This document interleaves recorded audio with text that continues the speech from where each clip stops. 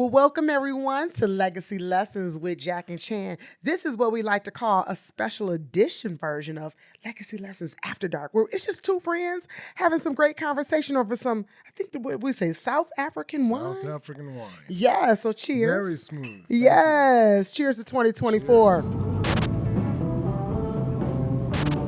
When all the heads in the house turn towards the door, and all the men's jaws drop to the floor, it's nothing to me, it's just how I roll. People on the dance floor starting to jump, and all their little hearts going thump, thump, thump. Nothing special to me, that's just how I roll. So at the time of this airing, there's been some very interesting hot topics. So I figured, we'll just have some fun tonight and talk about three things. We got to kick it off, though, with my Lions. I mean, please, like that game the other night. I mean, just help me out. Like, why are we're sitting here in Las Vegas, by the way, guys, where I'm supposed to be celebrating my Detroit Lions. That's why I have on my whole Lion Queen outfit. But, so Dr. Chan, can you explain the loss? Why did we lose that game? Well, it was very close. It was a heartbreaker, but the reality is that both teams were winners. They both worked hard, and of course, only one could take it to the next level, but they really showed that they had what it takes. And I think that shows a lot. I mean, it tells us that there'll be a next time, no doubt. It will be. But what's for me, what's so deep is, for those that don't know me, I'm from Detroit. I'm a homegirl from the D is what we call it. And so for those that don't know, the Lions have never made a Super Bowl.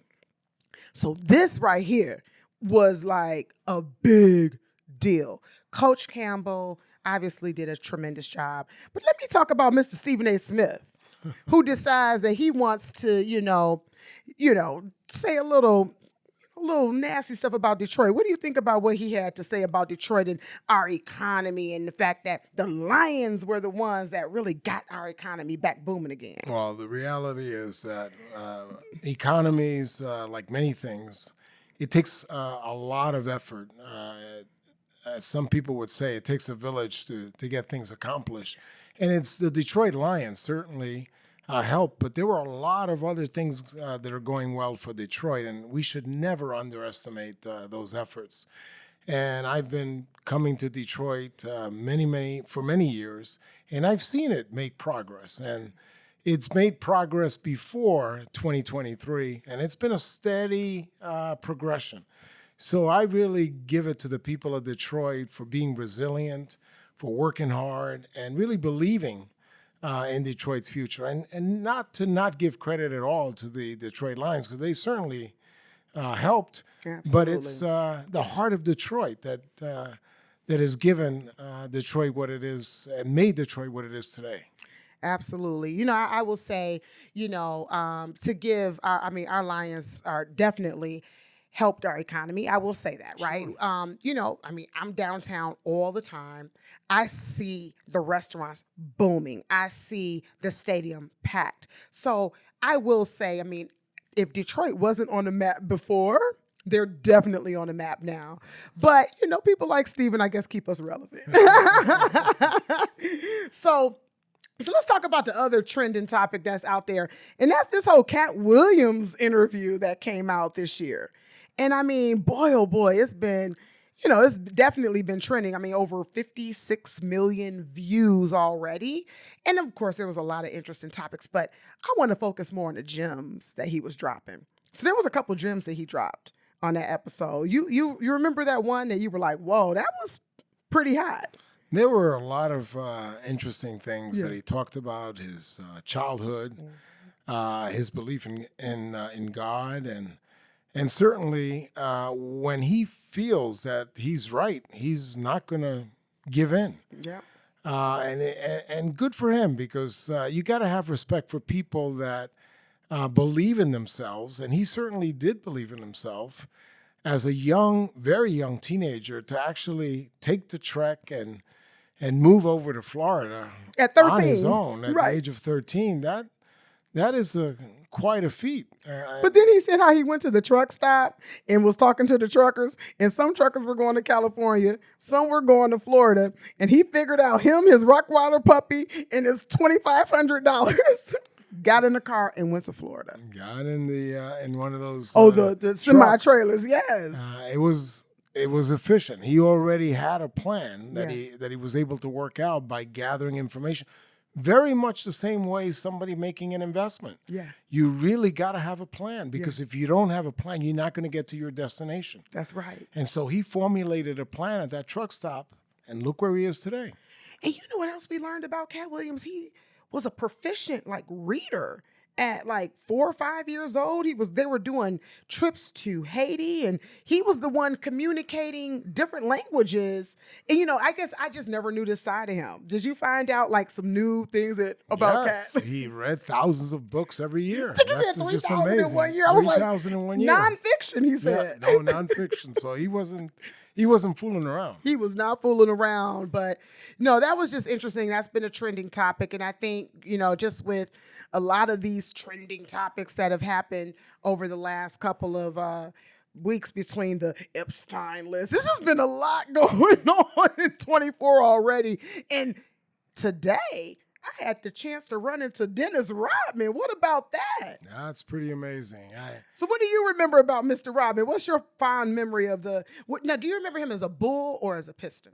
No, I remember him more as a bull. I also remember his adventures to North Korea. And believe it or not, one time I was actually in the LA airport and I saw him. I didn't get close enough to him because there were a lot of people around him. But he's quite a colorful figure out there. Of course, he had a beautiful relationship with Carmen Electra at one time. So he's been around, and I've watched him over the years. He was on Jay Leno many, many times. Colorful guy. But again, people don't give credit to the fact that he may have opened some doors in terms of our relationship with countries that we don't get along with. That's right. He went to North Korea and kind of smoothed things out. Again, taking advantage to some extent, his publicity and the fact that Kim Jong-un is a big fan. A big fan. I of remember Dennis that. Rodman. And it was real because What was you it, could see 2018? Yeah. You could see the chemistry between both of them. It was real. There was no reason for Kim Jong-un to be so nice to him unless he really liked him. And it was clear that he did. That's right. That is right. Isn't that interesting? So we think about Dennis Rodman, Katt Williams, right? Some of these guys that, maybe their day job is playing ball, telling jokes, but behind the scenes, these guys are some serious activists. They really are. And so tell your story about, I know you have a very, just a commitment to excellence around serving, especially with Kareem Abdul-Jabbar. So can you share with our friends a little bit about that connection and speaking of Dennis Rodman, it just brought man, you do some great work with Kareem Abdul-Jabbar. That's right. I grew up from very humble beginnings and low-income housing projects. And so people that look like us, we want to help them. And one of the things that I got very excited, Kareem also grew up in the housing projects, knows a lot of my family members. So many of my family members know Kareem since he was just a little kid. And so it was a natural thing for me to work with Kareem Abdul-Jabbar in a pro bono basis. I'm the CFO for Skyhook Foundation that helps kids of color in the inner cities try to explore the STEM cell careers.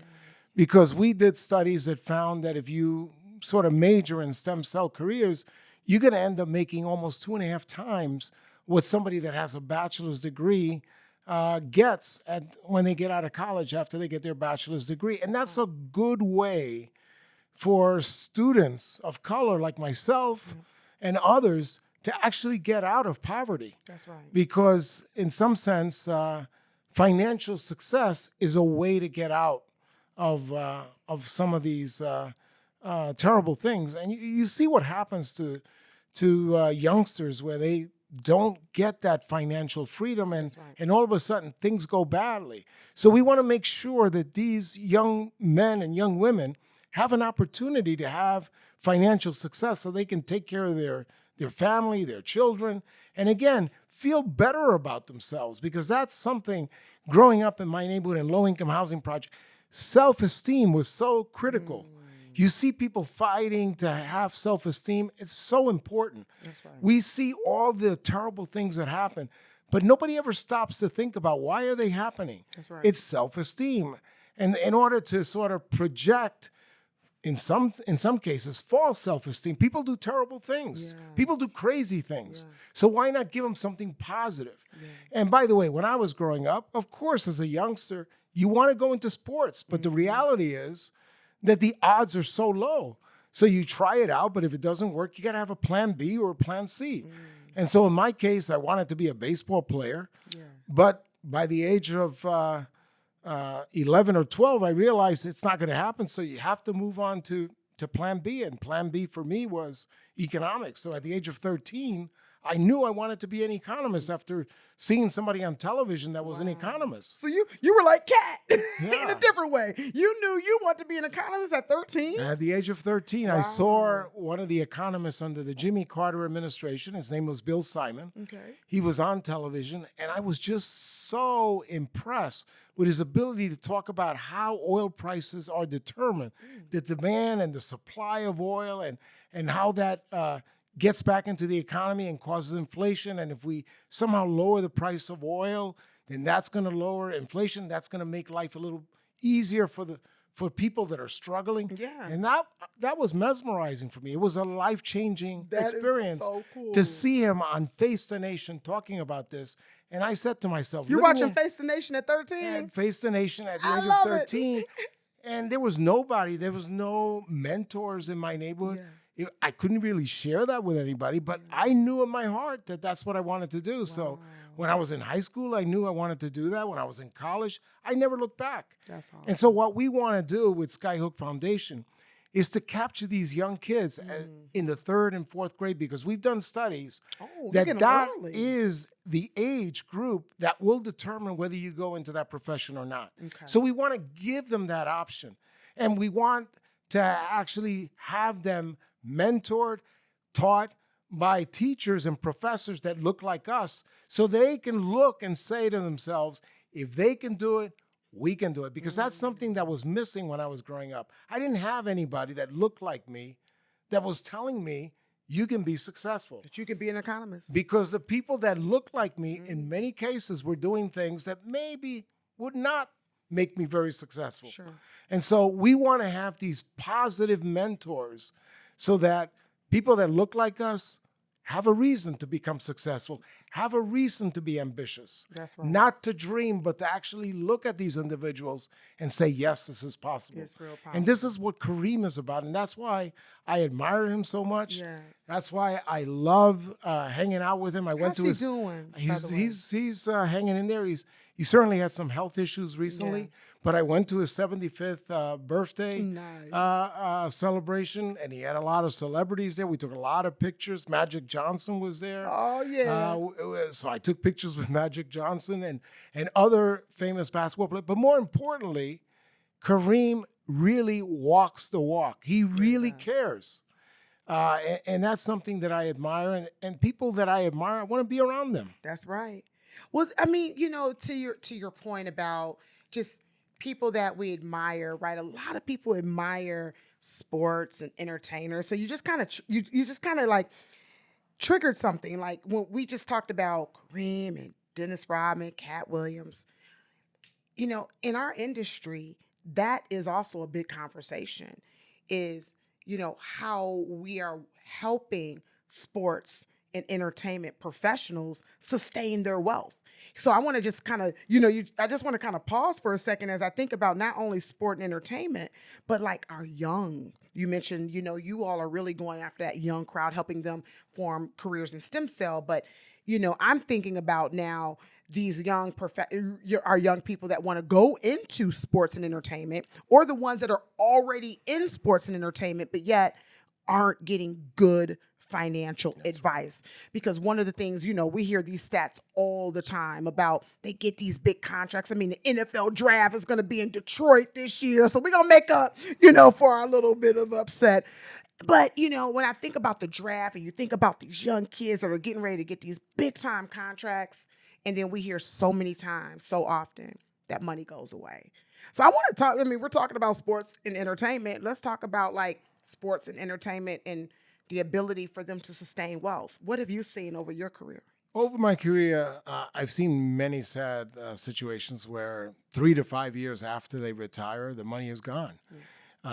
In many instances, it's not different from what you see of people that really don't have any financial education or background, and they win the lottery. That's right. And guess what? In less than 5, 6 years, all that money is gone. And you would say they've made more money than most people will make in 10 lifetimes, and they make it in one shot or in a very short period of time, and then it's gone. And the reason for that is a lack of financial education. And that's where wealth advisors come in. Yeah. Because wealth advisors can actually work with many of these sports individuals. And by the way, not just sports individuals, but with all individuals. Right. Because even though we want to help these young people come out there and get into these great careers, whether it be stem cell, whether it be the medical profession, but if somehow you don't give them a financial education and background, that money is not going to be sustainable. It's similar to the environment. Yeah. We want to make sure that we create a situation where this planet is going to be here for the next generation. Why not make whatever success you have, some of it be available to the next generation? That's right. And that's where the wealth advisors come in. And that's what makes me so excited and so supportive about Alexander Legacy, because what you're doing is to try to educate people so that they can leave something for the next generation. And more importantly, what I want to see is people that look like us become more wealth advisors. Because when you see these wealth advisors that look like us, helping people that look like us, guess what? Instant credibility. That's right. That's so true. I remember, to that point, I remember back in the 90s, and I was a little younger back then, and I would go into like churches on the south side of Chicago. And on Wednesday nights at 8 o'clock, I held free stock, you know, classes to learn about the stock market. So if you were it, and I would be, for anybody who's from Chicago, I would go to churches in what they would call the Wild Hundreds. Okay. So anybody who knows about the Wild Hundreds, that's on the south side. And I said, didn't matter to me. Put me in the roughest part of the city where I can make the biggest impact possible. And so, you know, one of these days, our listeners will meet my mom. And growing up, my mom used to take me to the housing projects. And we would literally, every Wednesday, we would serve in the basement of the housing projects in Detroit, Michigan, the Brewster's projects. And we would do everything. So for me, that's what I was doing as a little kid. So when I got older, as soon as I got old enough, I think when I was 21, I was like, where can I make the most impact? It was, Southside Chicago, Wild Hundreds. All right, sign me up. So every Wednesday, I was teaching classes. I was teaching them. Who was the chairman back then? It was Chairman Alan Greenspan was the chairman of the Federal Reserve. And I'm teaching kids on the south side of Chicago who the chairman is. When he talks, everyone listens, how he moves money. And those same kids, now that was the 90s. They're, you know, probably in their 30s or 40s now. And so my hope and my prayer is that they took that information. They took what I taught them about what is a stock. Because they were, we love Nike. Well, I showed them what Nike stock did. We love McDonald's. Well, let me show you McDonald's stock. So it was real little simple things about showing them how you can spend money or you can change your mindset and invest. So changing it from, I'm going to spend money on that burger, to, you know what, let me invest in the burger chain and watch money flow back to me. So much of that, so I just bring that up because what we're doing here, to your point, I was able to show those kids, you know, that they, one, can do the same type of things that other people can do as well if they put their mind to it. They just need to be educated. That's right. And a big part of legacy lessons and what we're doing here is hoping to break some of this stuff down. It's not as It's not as complex. But sometimes we feel like in those cases, those kids on the south side of Chicago in the wild hundreds, they never even knew that they were allowed to buy stocks. That they didn't even think that was on, for them until I told them, yes, it is. You can absolutely do it. Let me show you how. So thank you for your service and what you're doing. And obviously what we're doing together to make sure like this education is real. You give somebody that education. What would happen? Those kids, they would go back and tell their parents because they would come to Bible study and they would be in my classroom on Wednesday nights. And then the parents started attending the class. I'm like, you're too old to be in my class. This class is for, you have to be 18 and younger. They're like, but can we just stay in the background? And so that's when you're making an impact. That's beautiful. So, and that's, we'll wrap up with, because I know it's after dark. Cheers. Cheers, by the way. I do. By the way, this is some good wine, y'all. This is from Africa, like we said. Okay, I did spend a little time last year. We'll go there in another conversation. That was so much fun. Oh, my God. But I want to wrap up with, I want to really inspire our entertainment profession and our sports profession. It seems like lately I've been spending a lot of time doing a lot of speaking engagements and actually a lot of mentorship engagements with young professionals. So what advice would you give, whether it's the young professional themselves or like the mama or daddy of that young professional as they think about maybe getting that first big contract, that NIL deal, and now they went from 0 to 100, Are there, let's really empower them on what they should be thinking about. I think the biggest message that we can deliver to them is, yes, you've hit the lottery, but we want you to be able to continue to enjoy the fruits of all your hard work during your entire life and the entire life of the next generation. Yes. Do not feel that you have to use it all in the next 24 hours, in the next 5 years. Or impress your neighbors. Make sure that you make it a lasting impression. That's right. Make sure that you create not only your legacy, but a lifetime legacy. That's right. And that's really what this is about. I mean, our goal with these conversations, right, is always to make sure that we're bringing you education, information, and inspiration over conversation. And when it comes to our young people, especially our young people like our athletes, and this conversation was really dedicated to our young athletes, our young entertainers, it is so, the amount of money that they have access to is just beyond my imagination. But what I do know is that the ones that we saw, like you mentioned Magic Johnson, you mentioned so many, when we see what they have done with their wealth to create an enterprise, to understand there is a life outside of that sports profession, that one day, God forbid, you might get in an accident, anything could happen, and that career could be pulled at any point in time. And so the importance and the magnitude of being able to save early, save often, and make that truly an imperative is so critical, especially for those young athletes. And one of the things that impressed me of people like Magic Johnson and others that have succeeded is that they get it. They realize that it took them over 20 years to really get all the skills to become successful. So why throw it all away in 2 or 3 years? And more importantly, why not take some of that money not only to sustain your legacy and build it, but also to help others?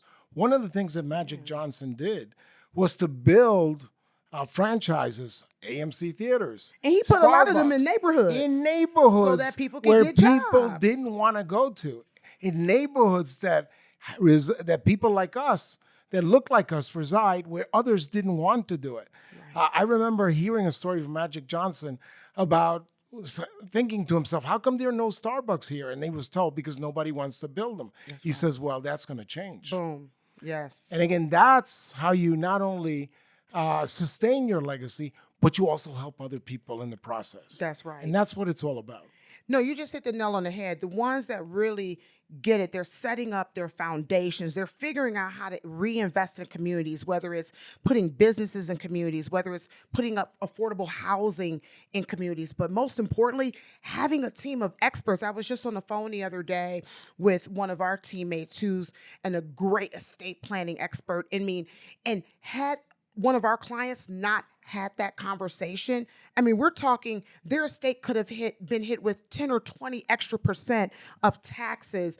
But it's those kind of things that when we're talking about creating, sustaining, and transferring wealth, you got to have those experts around you. So, no, thank you for sharing that story about Magic Johnson. And I think about so many others. I mean, there's like LeBron. I know one of his number one mentors is Warren Buffett. And I think he sits down with him a couple times a year just to make sure he keeps his head on straight. So I want to, definitely shout out the athletes that are, being great sort of mentors, but there's so many that I know that just get excited. They get that first check and I'm like, no. I remember having a conversation with the mother of an athlete and I had to break some things down to her about just real simple about the power of taking your principal and letting that principle work for you. Don't spend the principal. Let the principal work for you and take the interest or the dividends and live off of that. And honestly, they really didn't even understand what that meant. The power of compounding. The power of compounding. They had never heard of that concept. And so when I really sat down, broke that thing down on like just a piece of white paper. I had never heard of that, is what she said. I said, exactly. This is just one way to sustain wealth. Don't spend the capital. Put that to work for you and let that work for you and let that continue to compound. And when you need it, it was just that aha moment that, again, I think, sometimes might not realize that other people may not just have that. They weren't taught that in school. We're just now teaching financial literacy in high schools, right? Like that's that right. Just became something in 2022 or 2023. But back in my day, that was not taught. And so that's what we're still playing a lot of catch up, especially with all this new wealth. That's what I'm saying. I'm seeing a lot of new wealth, a lot of diverse people that look like you and me are getting access to big sums of cash. How do we sustain that in the community? And that's what we're going to be talking about. So anyway, after dark. All right, after dark. Let's change the world. Let's go change the world. So thank you for joining another episode of Legacy Lessons with Jack and Chan, where our goal is to provide you education, inspiration, and information over a little bit of conversation. So stay blessed.